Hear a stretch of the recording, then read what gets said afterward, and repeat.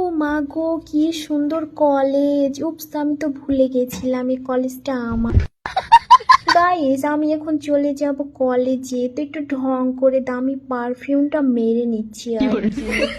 চলুন এবার আমি কলেজের ব্লগ দিই। আমি চলে এলাম রাস্তাতে।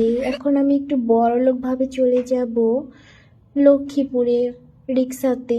মামার রিক্সাতে উঠেছি তো কি বলবো, খাল বিলের মধ্যে দিয়েও মামা আমাকে উড়িয়ে নিয়ে যাচ্ছিল, মনে হচ্ছে আমার হাড্ডি গুড্ডি সব ভেঙে যাবে।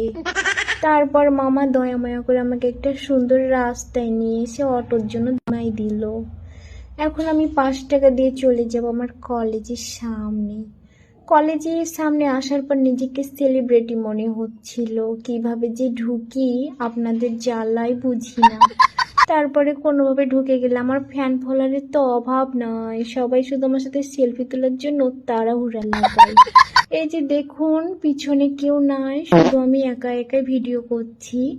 এবার চলে গেলাম আমার ডিপার্টমেন্টের দিকে। তারপর আমি পেয়েছি আমার ক্যামেরাম্যানকে, ধরিয়ে দিলাম ক্যামেরা। এখন আমি হেঁটে হেঁটে ঢং করতে করতে চলে যাচ্ছি, কিন্তু ওই নড়েও না চড়েও না।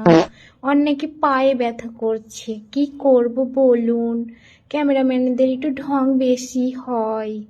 এরপর আমি চলে এলাম পদ্মপুকুরের এখানে। মামা যেন কি করছে নৌকা নিয়ে।